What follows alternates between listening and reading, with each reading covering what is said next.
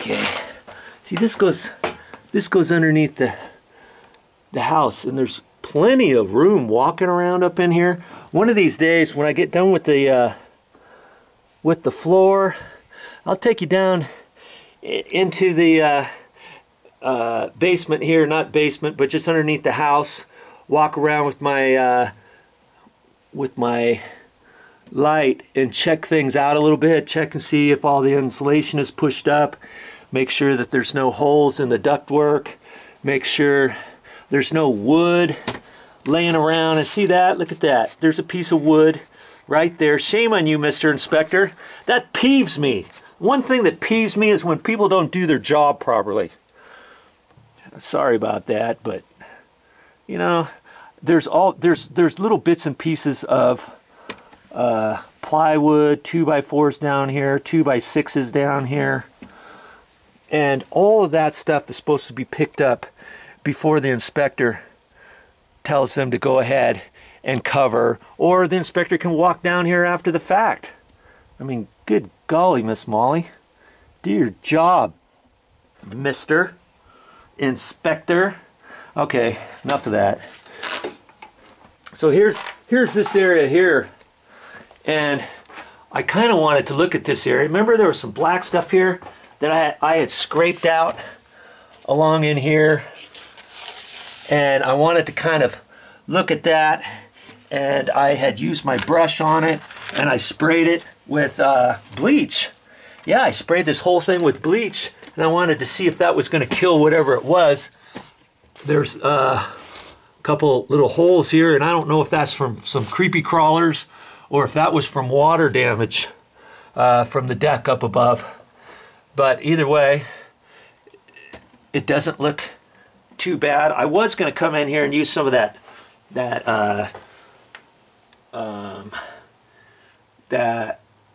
what is it? The mold paint, that primer that I use for everything out in this area here.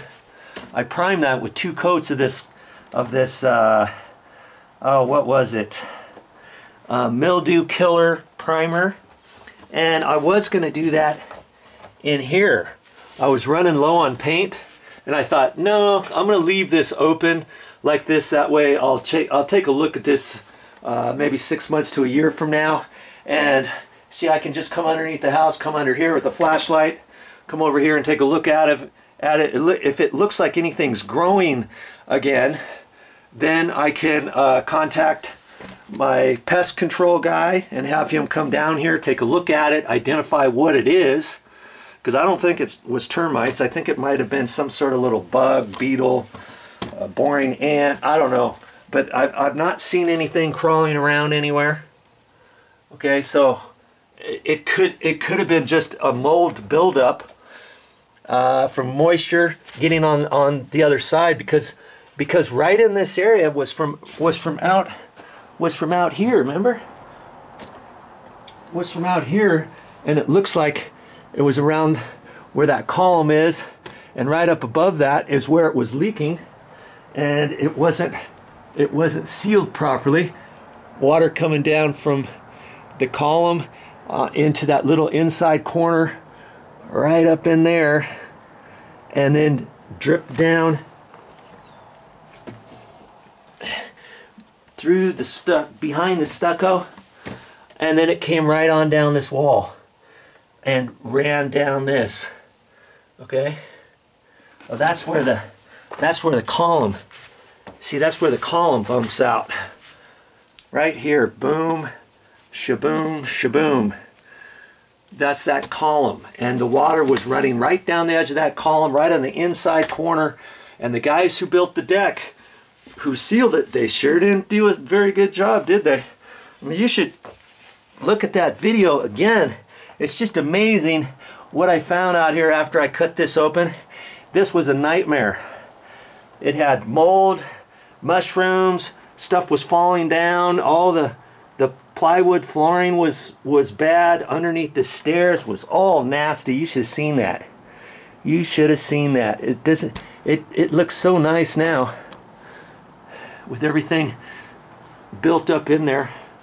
I've spent a lot of time and effort getting up to this stage. Okay, here's the paper that came off of this wall before they put the stucco on. They wrapped the whole house with this stuff. So I've got to make sure to get this out of here. And I've got to take, see, even little bits of wood like that I need to get out. So I'm going to look at this area right in here. I'm going to go ahead and clean this area out. This is termite food, stuff like that. Okay. Oh, there's a Sprite can, 17 years old Sprite can. This type of stuff. This is termite food. Look at that. They should have pulled that out. See that? But they didn't. I'll have to get my hammer and I can split that. You can see it stops right there. I can break that off, get that out of here.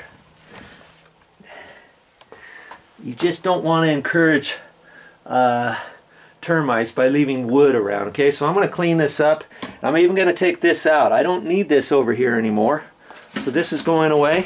And I've got something I'm going to use that for. Should I tell you about that right now? Okay. I'll show you one thing that I noticed after I got the floor joist up right towards the end of yesterday,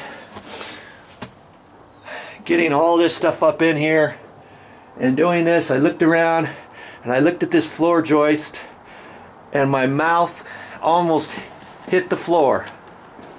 You see there? You see that right there? Look at that. There's a knot right there. It's already starting to crack. It's open. And look on this side. You see how big that knot is? See where the crack goes up there? I never should have put that up there as a joist. And I'm not going to take it down now because I've got all the joist hanger nails in here. I've got the clip on here. I'd have to dig these nails out, kind of rip it apart and put another piece there. Well, I've got another idea that I'm going to do for that, and I'm going to make a little gusset. And I'm going to take this OSB plywood, whichever piece is better. Probably this one here. And I'm going to cut it. I'm going to cut a straight line on it, and then I'm going to cut two pieces out of it, about 5 1/4 inches wide and this long. So this is about 2.5 feet long. And I'm going to put it up here, probably from here to about here, however long that is. I'm going to put liquid nails behind it, and then I'm going to screw it with some short screws, maybe 1-inch screws or 1 1/4 screws.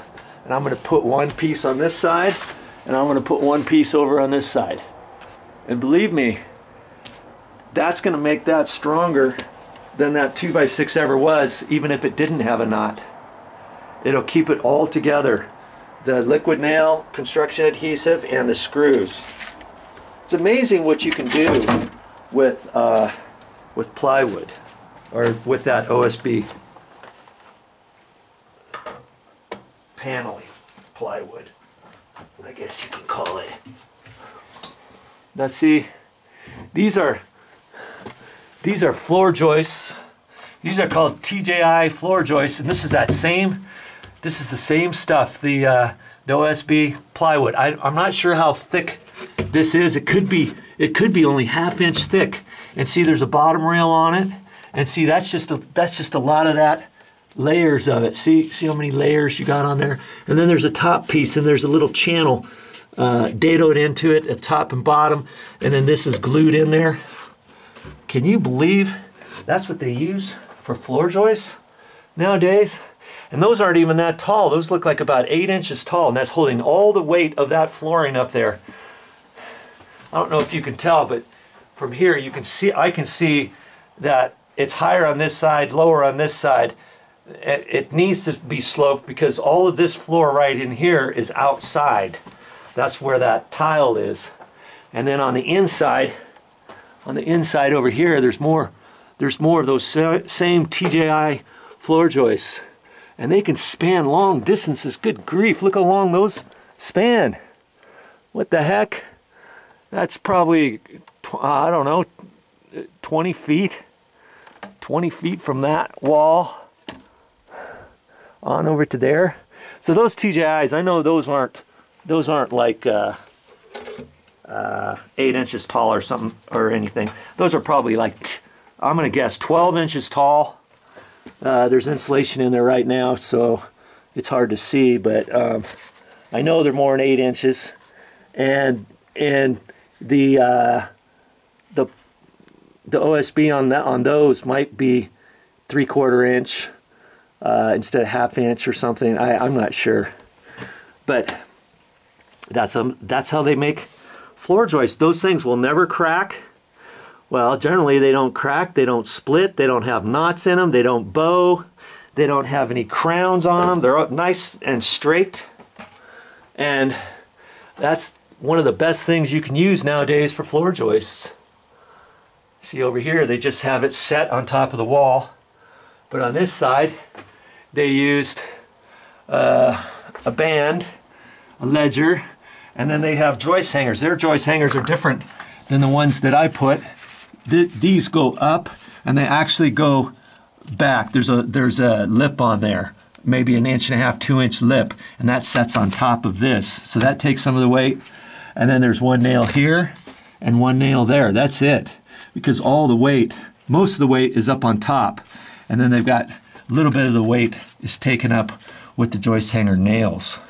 So see, these are different than mine. Two nails, that's it. Nothing on the sides because they couldn't put anything on the side because you can see how they built those. That's what you call it, like an I-beam, TJI truss joist I-beam, I think.